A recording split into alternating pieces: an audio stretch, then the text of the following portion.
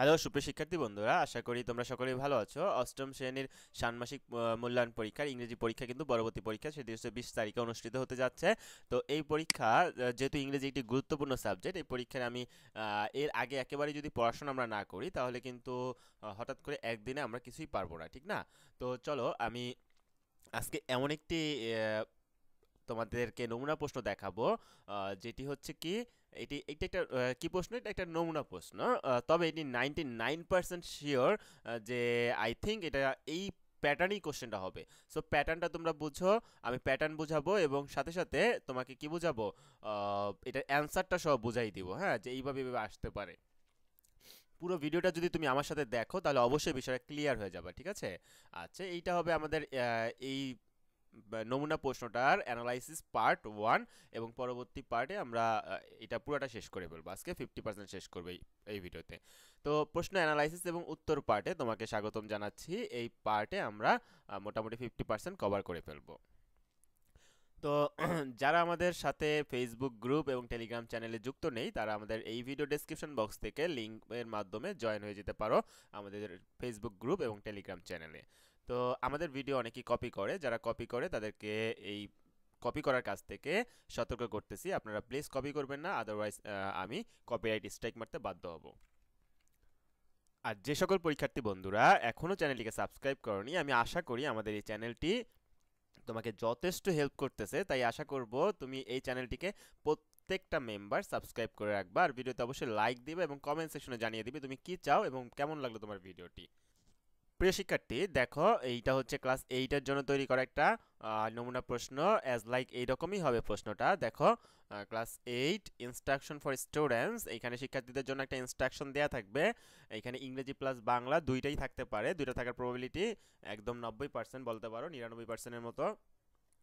দেখো প্রথমেই আছে কি, suppose you are Walid Zaman and taking talking with your friend Rudra about Biju festival. ঠিক আছে, তোমরা কিন্তু এইটার বইয়ে, তোমাদের বইয়ে ভিজু ফেস্টিভ্যাল নিয়ে পড়েছো। ধরো সেই টপিক্সের উপরে এইখানে দুইজন ব্যক্তি, একজন হচ্ছে ওয়ালিদ জামান, আমার student Walid Zaman, and talking with your friend Rudra about Biju festival.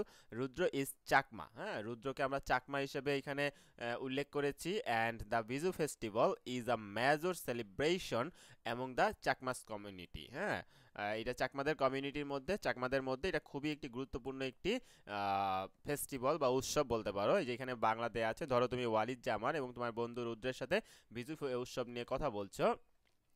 রুদ্র একজন চাকমা এবং বিজু উৎসব চাকমা সম্প্রদায়ের একটি প্রধান উৎসব, এইটার বাংলাটা এখানে দেয়া আছে।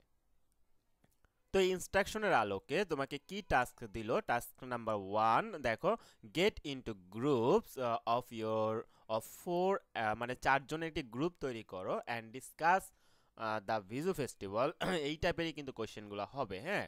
And note down the main points of your discussion, okay. আচ্ছা, এখানে কি বলছে, 4 জনের দলে বিভক্ত হয়ে বিজু উৎসব নিয়ে আলোচনা করো, তোমাদের আলোচনার মূল বিষয়গুলোকে নোট করো। আচ্ছা দেখো, এখানে কিন্তু পয়েন্ট অ্যান্ড ডিটেলস দিয়েছে, তুমি এখানে পয়েন্টগুলো লিখবা এবং এখানে ডিটেলসগুলো লিখবা, একটা দুইটা তিনটা চারটা পাঁচটা তুমি এখানে লিখতে পারো।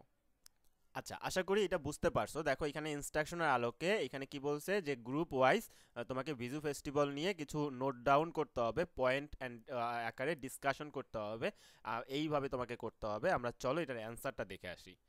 আশা করি তুমি কোশ্চেনটা বুঝছিলা টাস্ক 1-এর। এখন দেখো টাস্ক 1-এর অ্যান্সার, এখানে কিন্তু ছিল পয়েন্ট অ্যান্ড ডিটেলস ছিল।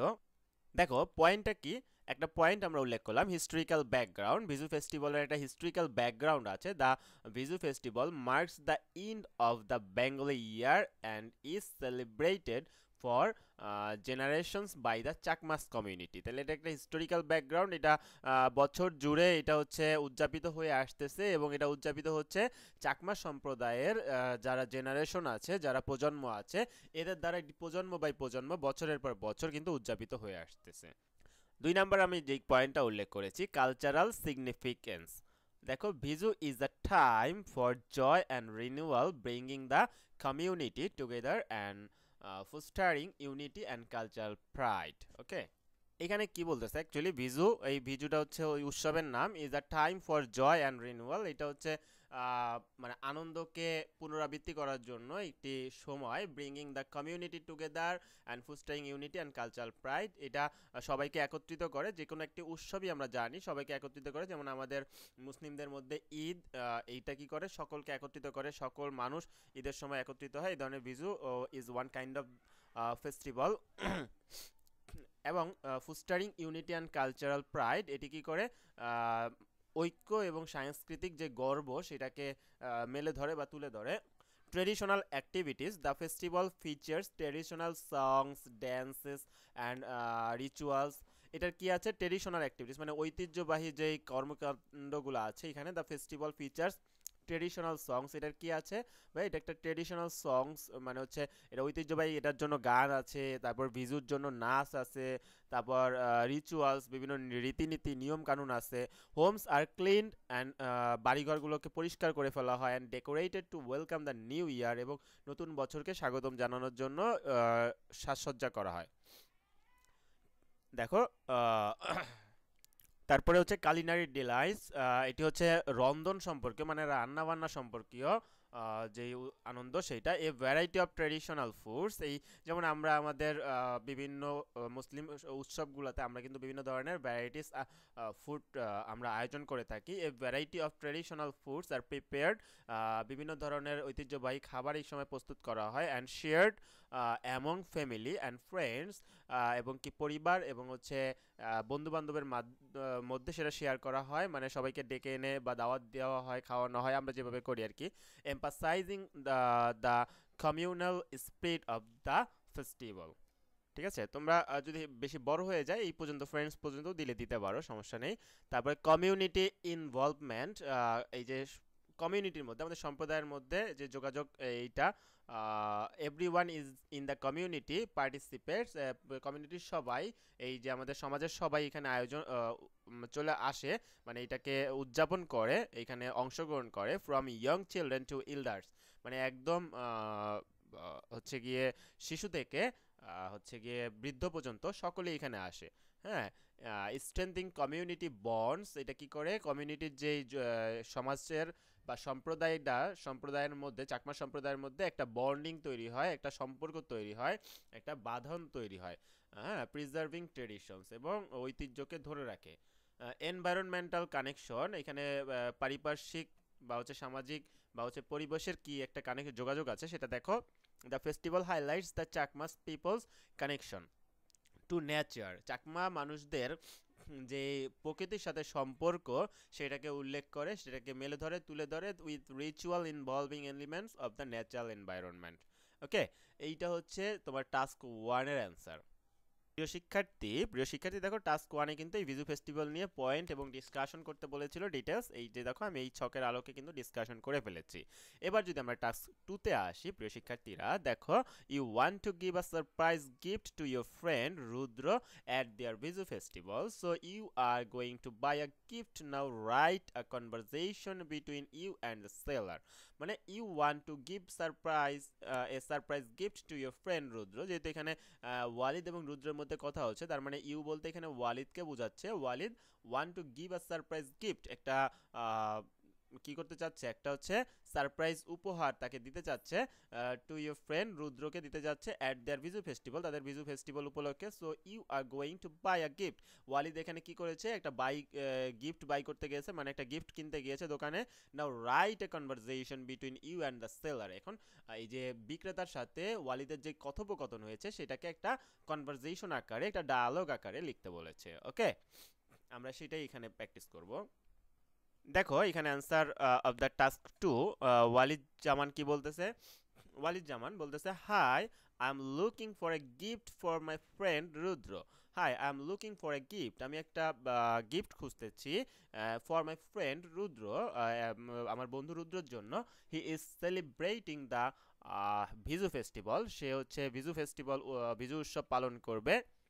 ক্যান ইউ হেল্প মি, আপনি কি আমাকে সাহায্য করতে পারেন, ফাইন্ড সামথিং স্পেশাল, কোনো বিশেষ কিছু খুঁজে পেতে বা বিশেষ কিছু থেকে আপনি আমাকে সাহায্য করতে পারেন।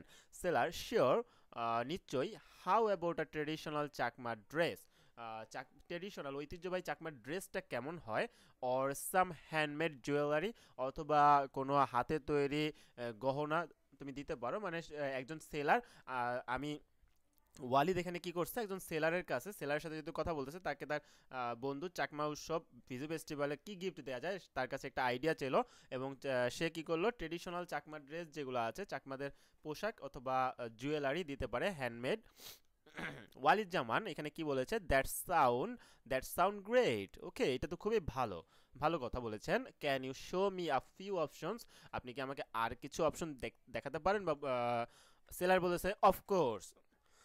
আমি আসলে একটু অসুস্থ, একটু ঠান্ডা এবং গলা ব্যথা, তারপরও ভিডিও করতেছি।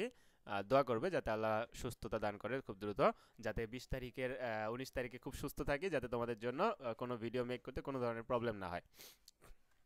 হেয়ার আর সাম বিউটিফুল চাকমা ড্রেসেস, সে কিছু চাকমা ড্রেস তাকে দেখাইলো, অ্যান্ড জুয়েলারি সেটস, এবং জুয়েলারি সেট তাকে দেখাইলো। দেখো ওয়ালিদ জামান বলতেছে কি, দেস আর লাভলি, এগুলা আসলে অনেক সুন্দর।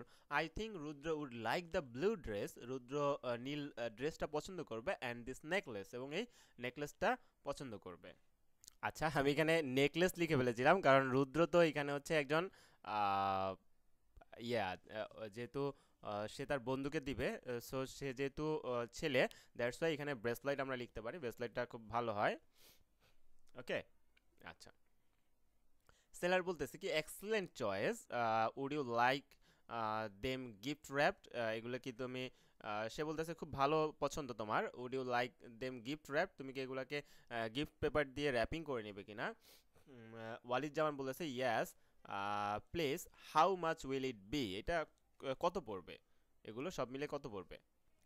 সেলার বলতেছে কি, this dress and the necklace together are 750 taka, 750 টাকা পড়বে। ওয়ালি জামান বলছে পারফেক্ট, হিয়ার ইউ গো, আপনি এগুলো দিয়ে দেন, থ্যাংক ইউ সো মাচ, আপনাকে অনেক ধন্যবাদ।